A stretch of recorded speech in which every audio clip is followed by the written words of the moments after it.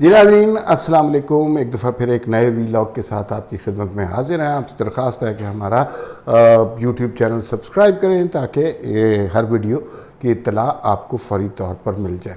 आज अहम बातें, एक तो इमरान खान साहब का जलसा था जिसमें अब हकीकी आज़ादी के मतवालों की तादाद दिन ब दिन कम होती जा रही है।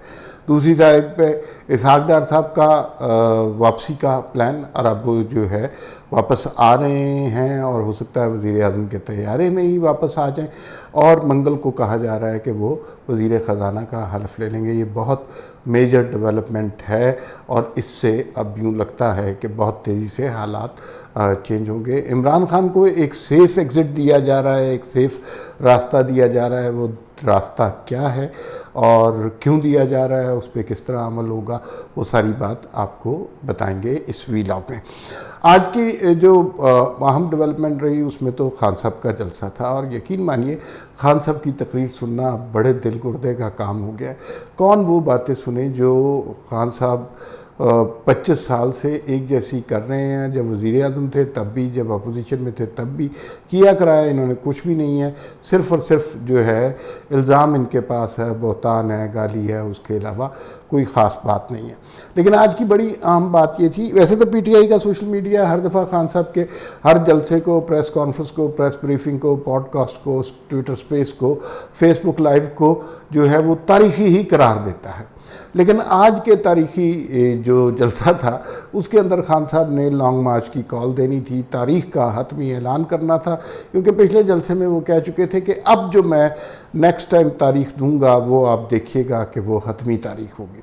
उधर हम लोगों ने जब केपीके से और पंजाब से पता किया तो लॉन्ग मार्च की बाकायदा तैयारियां होती हैं। कंटेनर शंटेनर कारकुनों को एक्टिवेट किया जाता है, बसें लोगों से पता किया जाता है किस किस ने जाने हैं, नंबर ऑफ़ पीपल के बारे में गेस्टिमेशन हो रही होती है, फहरिस्तें बन रही होती हैं। इस तरह की कोई तैयारी ना केपीके में है ना पंजाब में है। तो इसका मतलब है कि लॉन्ग मार्च खान साहब ने करना ही नहीं है। थोड़ा सा वो यूँ लगता है खौफज़दा भी हो गए हैं, और खौफज़दा राना सनाउल्लाह के बयानात भी उसमें शामिल हैं, क्योंकि राना सनाउल्लाह जमे हुए हैं और वो कह रहे हैं जी कि आप आएँ तो हकीम राना सनाउल्लाह के पास हर दवाई मौजूद है, और इस दफ़ा पिछली दफ़ा अगर कोई कसर रह गई थी तो इस दफ़ा आपका इलाज पूरा होगा। तो वो हकीम राना सनाउल्लाह भी तैयार है।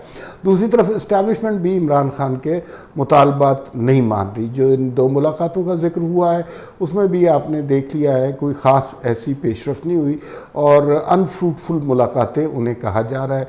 इमरान खान साहब ने जो बातें की उसमें अहम बात ये थी कि एक तो मुझे वापस गोद में ले लें, दूसरा जल्दी इलेक्शन करा दें, और वहाँ से ये मशवरा हुआ कि आप पार्लियामान में वापस चले जाएँ। इस तरह नहीं करते, गंदे बच्चों की तरह बिहेव नहीं करते।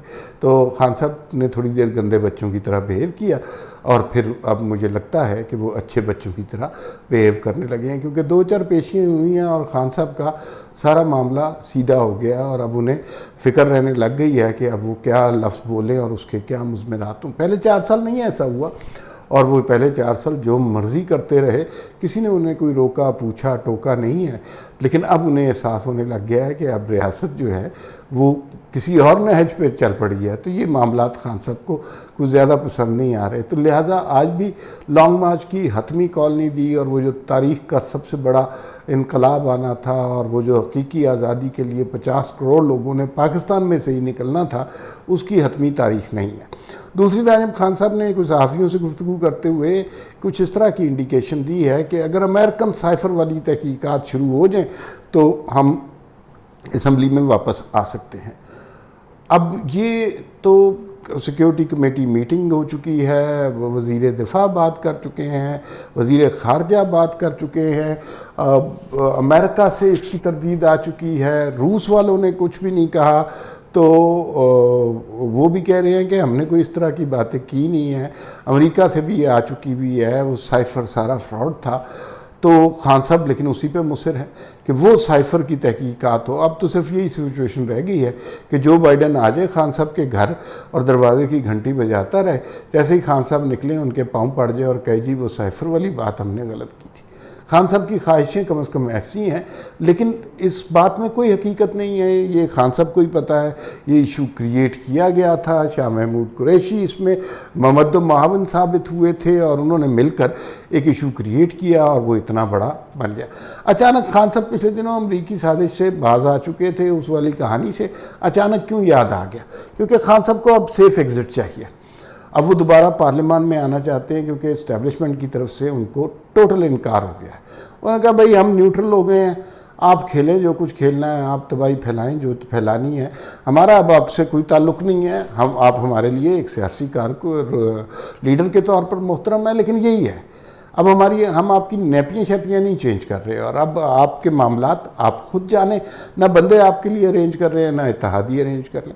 अच्छा, खान साहब सुप्रीम कोर्ट गए, सुप्रीम कोर्ट में भी इसी तरह के कुछ मशवरे आए। उन्होंने कहा कि आपको पार्लियामान में जाना चाहिए, ये हर मसला उठा के जो अदालतों में ले आते हैं ये तो बहुत गलत बात है, ये आपको जाना चाहिए पार्लियामान में, वहाँ डिस्कस होना चाहिए। फिर पिछले दिनों ये भी बात हो रही थी कि किसी जगह इनको बिठाया जाए, थर्ड पार्टी इंटरवेंशन के ज़रिए किसी जगह बिठाया जाए और दोनों को कुछ चीज़ों पर मुत्तफ़िक किया जाए, मुल्क की सलामती के कुछ मामलात पर क्लैरिटी दी जाए। तो जमहूरियत में जिस जगह बैठते हैं मुखालिफ सियासतदान, वो कौमी असम्बली होती है। तो मेरे ख्याल में अब खान साहब को हर तरफ से पैगाम मिल गया है। जलसों में भी लोगों की तादाद कम हो रही है, लोग कब तक ये झूठ बकवास सुन सकते हैं। और आज भी आपने देखा लोगों की तादाद बहुत कम थी और हकीकी आज़ादी के मतवाले दिन ब दिन कम होते जा रहे हैं। खान साहब को ख़ुद भी इसका एहसास है। अच्छा, जो मीटिंग हुई थी खान साहब की, उसमें ये बताया गया था हम आपको भुट्टो नहीं बनाना चाह रहे, लेकिन आप भी ज़रा भुट्टो बनने से परहेज़ करें।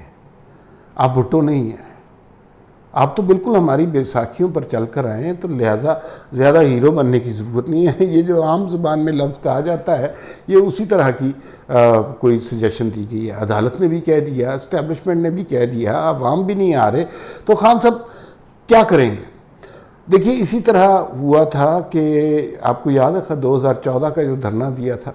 अब खान साहब चूँकि बेशर्म से आदमी हैं, वो शिकस्त मानते ही नहीं हैं और 2014 में धरना दिया और पता नहीं 50 लाख मोटरसाइकिल इन्होंने कहा जी लाहौर से पकड़ लिए हैं और वो पता नहीं क्या कुछ हो रहा है, आके बैठ गए। 5,000 10,000 लोग थे। फिर आहिस्ता आहिस्ता कंटेनर पे लोग ज़्यादा होते गए, नीचे लोग कम होते गए। उस ज़माने मीडिया ने बहुत इंपॉर्टेंट रोल प्ले किया। मीडिया ने, अकेले खान साहब होते थे, 15 लोग कंटेनर पे होते थे, नीचे सफाई करने वाले भी नहीं होते थे।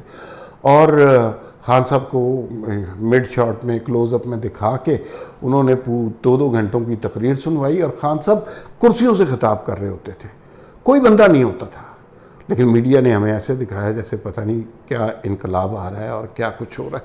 तो वो फिर उसके बाद एक बड़ा अनफॉर्चुनेट सान्या हुआ APS का, और खान साहब को वहाँ से उस इतनी बड़ी ट्रेजिडी हुई, मौका मिल गया कि वो धरने से 126 दिन के बाद उठ जाए। और अगर ना उठते तो हुकूमत ने तो नहीं उठाना था। उन्होंने कहा सब बैठे रहने, जितने दिन बैठे रहते इनका तमाशा उड़ता रहता। अब भी जो है इन्होंने पूरा अलम बगावत बुलंद करने की कोशिश की, इस्टेब्लिशमेंट को गाली दी। नवाज शरीफ आसिफ जरदारी को तो एहतियातन ही गाली दे देते हैं। फिर उसके बाद कभी अदलिया के ख़िलाफ़ हो गए, कभी चीफ इलेक्शन कमिश्नर के ख़िलाफ़ हो गए, कभी नैब के चेयरमैन के ख़िलाफ़ हो गए, जो मर्ज़ी करते रहे। लेकिन हालात तो नहीं बदले। शहबाज शरीफ ही वज़ीर आज़म है, वजारत ख़जाना उन्हीं के पास है, मुल्क के अहम फैसले वही कर रहे हैं। हालांकि 75% एरिया पे खान साहब की हुकूमत है, लेकिन खान साहब को तो वजारत उस्मा चाहिए ना उनकी तरफ से। वो किसी ने बड़ा अच्छा कहा कि अगर पाकिस्तान के 100 सूबे हों और उन 100 के 100 में इमरान खान की PTI की हुकूमत हो और इमरान खान वज़ीर आज़म ना हो सेंटर में, तो इमरान खान को वो भी कबूल नहीं है। ये शख्स अपने ज़ात से इतनी मोहब्बत करता है कि इसे किसी और चीज़ की परवाह ही नहीं। उन सूबों में काम करें यार, अपने इलेक्शन जीतने हैं तो कुछ वहाँ पर करें, लेकिन नहीं, ऐसा खान साहब नहीं करेंगे। और अब भी यूँ ही लग रहा है कि खान साहब को इधर उधर से ज़रा डरा धमका के वापस भेजने की कोशिश की जा रही है पार्लियामान में। और ये साइफर वाली कहानी ऐसी है, खान साहब को ख़ुद पता है कि इस कहानी में कोई सच नहीं है, किसी और की क्या बात करें। तो साइफर वाली कहानी उन्होंने कहा और उसके बाद इलेक्शन पे बात होगी। अब 7-8 महीने रह गए हैं इलेक्शन में, तो ये 10 महीने रह गए हैं, अब क्या बात होगी, 3-4 महीने नेगोशिएशन में लगा देंगे और फिर उसके बाद मामला आगे बढ़ जाएंगे। तो खान साहब के पास अब बहुत ज़्यादा मार्जिन नहीं है, सेफ एग्ज़िट मिल रहा है उन्हें शराफत से, इज़्ज़त से कहा जा रहा है कि आप वापस आ जाएं, लेकिन अगर उन्हें ये इज़्ज़त रास ना आई तो फिर दूसरे मामलात होंगे। लॉन्ग मार्च, धरना, ये नहीं हो रहा अब, ये बिल्कुल मैं आपको क्लियर बता दूं। ये जो कहते हैं ना कि आज भी उन्होंने कहा मैं अचानक कॉल दूंगा, धरने और लॉन्ग मार्च अचानक कॉल से नहीं होते, इसके लिए बड़ी प्लानिंग करनी पड़ती है। फिर जो आज उन्होंने लेकिन इस्टेब्लिशमेंट के ख़िलाफ़ सिम्बॉलिकली बातें करते रहे। एक जो है कि मैं एक गेंद से 3 विकेटें उड़ा दूंगा। अब 3 विकेटें किसकी उड़ाएंगे, वज़ीर आज़म की तो उड़ाएंगे, बाकी किसी जगह पीडीएम की हुकूमत ही नहीं, तो क्या चीफ ऑफ आर्मी स्टाफ की बात कर रहे हैं या किसी DGISI की बात कर रहे हैं, वो 3 विकेटें गिराने लगे हैं। तो कुछ क्लियर नहीं हुआ, लेकिन खान साहब का जो बुक्स नज़र आ रहा है इस्टेब्लिशमेंट के ख़िलाफ़, उसके शवाहिद बहरहाल स्टेटमेंट से मिलते हैं। दूसरा ये है कि मैं तैयारी चेक कर रहा हूँ अभी लोगों की, तो तैयारी चेक करके तो मायूसी हुई होगी, लोग तो कोई ख़ास थे ही नहीं आज, तो तैयारी चेक कर ली खान साहब ने। इसका मतलब है कि अब वो वापस अपनी शक्ल में जाने की कोशिश करेंगे और सेफ एग्ज़िट तलाश करने की कोशिश करेंगे। एक बड़ी मज़े की खान साहब ने स्टेटमेंट की आज के जलसे में, बोली ए वन साइडेड स्टेटमेंट सुना करें इनसे, आधा सच झूठ करें। उन्होंने कहा जी क्या करप्शन ख़त्म करने की जिम्मेदारी सिर्फ मेरी है, मैं न्यूट्रल से पूछता हूँ। वो भाई सबसे ज़्यादा करप्शन के इल्ज़ामात इस वक्त आप पर है, उसका कोई जिक्र नहीं आएगा, उसके बारे में खान साहब गुफ्तगू ही नहीं करेंगे, उस तरफ मुँह ही नहीं करेंगे कि BRT स्कैंडल क्या था, चीनी स्कैंडल क्या था, आटा स्कैंडल क्या था, मालम जब्बा स्कैंडल क्या था, अद्वियात स्कैंडल में क्या कुछ हुआ, तोशा खाना में कौन चीज़ें चोरी करके ले गया, फॉरेन फंडिंग में मुल्क का पैसा, यतीमों का पैसा कौन लूटता रहा, उस तरफ कभी बात नहीं होगी। सिर्फ यही कहेंगे क्या करप्शन, यानी खान साहब खुद को ऐसा प्रूव करना चाहते हैं कि ये एक ऐसा मसीहा है जो वाहिद आदमी करप्शन के ख़िलाफ़ है, बाकी तो सारे चाहते हैं इस मुल्क में खूब करप्शन। तो ऐसी अहमकाना बातें खान साहब जो हैं वो करते रहते हैं। और फिर आज उन्होंने एक बड़ी ही दिलचस्प बात की, उन्होंने कहा 4 लोगों ने मिलकर मुझे कत्ल करने की साजिश बनाई। अब 4 लोग पता नहीं किसे कह रहे हैं, कौन कौन से लोग उसमें शामिल कर दिए हैं, वो पता नहीं बाजवा साहब का भी जिक्र कर रहे हो, कोई पता नहीं DGISI का जिक्र कर रहे हो, कभी मरीम नवाज़ का सुनते हैं। मरीम नवाज़ किसी को कत्ल करवा सकती हैं, सोचने की बात है। तो वो 4 लोग कौन से हैं। और फिर उन्होंने कहा जी कि ये जो है वो जो कि मैं खुदा न खास्ता मज़हब की तौहीन कर रहा हूँ।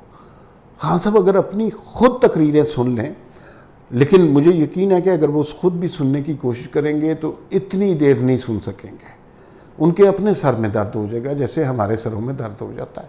तो खान साहब जो हैं वो तकरीरें करते रहते हैं और उनका हकीकत से कोई ताल्लुक़ नहीं होता।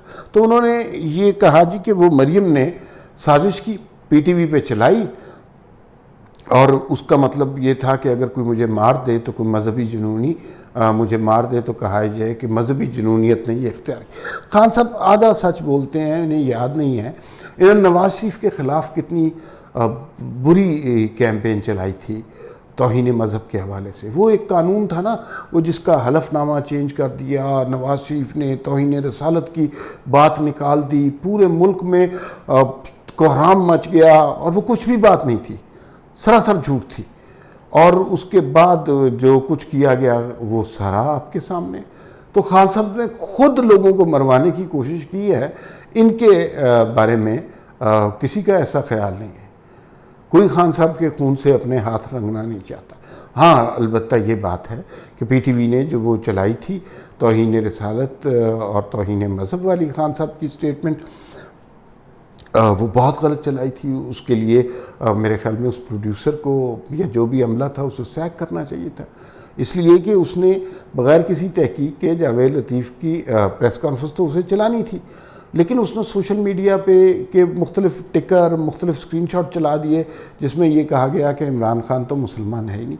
इस तरह के इल्ज़ामात किसी को नहीं लगाने चाहिए और ये बहुत गलत बात है। फिर आज खान साहब ने फिर कहा अल्लाह का हुक्म है कि इनके ख़िलाफ़ खड़े हो जाओ। और मुराद फिर एक्सप्लेन किया आसिफ जरदारी और नवाज शरीफ। ओ भाई, अल्लाह ने कहाँ हुक्म दिया है, किस तरह मज़हब को आप इस्तेमाल कर रहे हैं, और फिर कहते हैं कि कोई मजहबी जुनूनी मेरे खिलाफ ना हो जाए। आप इस तरह की बातें ना करें ना, अपना मुंह बंद रखें जिन मामलात का आपको इल्म नहीं है। हम मज़हब के बारे में बात करते बहुत डरते हैं। मैं तो ख़ास तौर पे इसलिए कि मेरा इल्म कम और अमल कमतर है, मेरी ज़रूरत ही नहीं होती इन मौज़ूआत पर बात कर। लेकिन खान साहब बिला धड़क बातें करते हैं और गलत बातें करते हैं, तो कुछ लोग जो हैं ज़ाहिर है इससे हर्ट होते हैं। मज़हब से लोगों की वाबस्तगी बड़ा संजीदा सवाल है, और जिस तरह खान साहब ने मज़हब को इस्तेमाल किया है उसकी तो मिसाल नहीं मिलती। वो तो बहुत ही तकलीफ़ दह चीज़ है। तो फिर ये अगर आप उन पे साजिश का इल्ज़ाम लगा रहे हैं तो खान साहब ख़ुद को भी कुछ इल्ज़ाम देना चाहिए। आपको ऐसी चीज़ों के बारे में वो बातें नहीं करनी चाहिए जिनका आपको इल्म नहीं है। कतन कोई इल्म नहीं है, कोई नॉलेज नहीं है। He is not a practising Muslim, लेकिन ये उनका अपना हक है। अगर आप नमाज नहीं पढ़ते तो ये आपका अपना ज़ाती मसला है, ये कौम का मसला नहीं है, ये सियासी मसला नहीं है। लेकिन फिर आप इस्लाम की तबलीग कैसे करते हैं? अगर आप ख़ातमे नबीयीन नहीं कह सकते, आप लगे हुए हैं इस्लाम की तबलीग करने। आप रोज़े क़यामत तक नहीं कह सकते, चौथी जमात का बच्चा कह लेता है। तो फिर आपको क्या ज़रूरत है इस तरह के मजहबी मामलात में ख़ुद को घुसाने की? तो ये मामलात जो है ना, खान साहब ने खुद ही खड़े किए। अब इस सब्जेक्ट को ख़त्म करते हैं। सब्जेक्ट में बात यही है कि खान साहब लॉन्ग मार्च की कॉल कोई नहीं दे रहे, यू टर्न ले रहे हैं बहुत बड़ा, और असम्बली में आएंगे और इतने अरसे सड़कों पे रुलने के बाद अब वो 100 प्याज और 100 जूते भी खाएंगे, क्योंकि जब वो असम्बली में आएंगे तो सामने बैठे होंगे ख्वाजा आसिफ राना सनाउल्लाह। वो तकरीर आपको याद होती है ना, याद होगी ना, कोई शर्म होती है, कोई हया होती है। अब उस तरह की तकरीरें हुकूमत की तरफ से होंगी और उनका हक है, उन्हें करनी चाहिए। तो खान साहब थोड़े से बेइज्जत से हो जाएंगे, लेकिन अब ये उन्हें करना पड़ेगा। ये लॉन्ग मार्च वाली, मार कुटाई वाली सियासत का खान साहब का दौर गुजर गया है। अब वो वापस अपनी औकात में आने वाले हैं। दूसरी खबर के हवाले से बात करते हैं जी कि इसहाक डार साहब वापस आ रहे हैं, और बड़ी खुशाइन बात है पाकिस्तान की इकॉनमी के लिए। आप देखिएगा इसहाक डार साहब जिस दिन वज़ीर ख़जाना मुंतखब होंगे, हलफ उठाएंगे, उसी दिन आप देखिएगा कि कुछ ना कुछ माइनर सा फ़र्क पड़ेगा डॉलर की कीमत में और स्टॉक मार्केट में। ज़ाहिर है it's a very positive sign, तो उससे फ़र्क तो पड़ेगा। लेकिन असल मसला इसहाक डार साहब की पॉलिसीज़ का है। अभी तक जो सिचुएशन नज़र आ रही है कि पहले इसहाक डार साहब ने अगले हफ्ते, उससे अगले हफ्ते आना था, फिर यही डिसाइड किया कि शहबाज शरीफ साहब वहाँ पे हैं, तो उसी जहाज़ में जब गाड़ी जा ही रही है तो उसमें 4 बंदे बैठ जाते हैं, तो उसी जहाज़ में वापस इसहाक डार साहब भी आ जाएंगे। और इसहाक डार साहब जब आएंगे तो जाहिर है वो फिर आते ही हलफ उठाएंगे, और कहा जा रहा है मंगल का दिन वो होगा जिस दिन इसहाक डार साहब हलफ उठा लेंगे। अब मामला ये है कि इसहाक डार साहब आ तो जाएंगे, और बहुत से लोगों को बहुत सी उम्मीदें हैं कि जादू की छड़ी लेके आ रहे हैं, लेकिन इसहाक डार साहब को ये एहसास होना चाहिए कि मामला तब वो नहीं रहे जब वो डॉलर को कंट्रोल कर लिया करते थे, जब पेट्रोल की प्राइसेस उनकी दस्तरस में होती थी, जब वो उनके हुक्म से ब्यूरोक्रेट डरते थे। ये माशरा बहुत ज़्यादा पोलराइज्ड हो गया हुआ है। यहाँ नफ़रत, हकारत और पॉलिटिकल एजेंडा और फेक न्यूज़ बहुत ज़्यादा हो गई है। आप कहते कुछ हैं, निकलता कुछ और है, और किसी और चीज़ के बारे में बात करते हैं वो किसी और। मतलब शहबाज शरीफ की इतनी ज़बरदस्त तकरीर थी यूनाइटेड नेशन में, और मैं शहबाज शरीफ की सियासत का बहुत ज़्यादा कायल नहीं हूँ, लेकिन मुझे वो तकरीर बहुत पसंद आई। उसमें सारी PTI ने जो एतराज़ उठाया वो ये कि इस तरह करके सफ़ा क्यों तब्दील किया। ये इनकी औकात है, इस तरह की चीज़ें। लेकिन इसहाक डार साहब के पास बहुत बड़े बड़े चैलेंजेस हैं। लोगों से अब मज़ीद सब्र नहीं हो रहा, लोगों की बर्दाश्त बस होगी। पहले इमरान खान अब उन्हें तसल्लियाँ देते रहे कि बस अभी हम महंगाई ख़त्म करने लगे हैं, महंगाई ख़त्म नहीं हुई।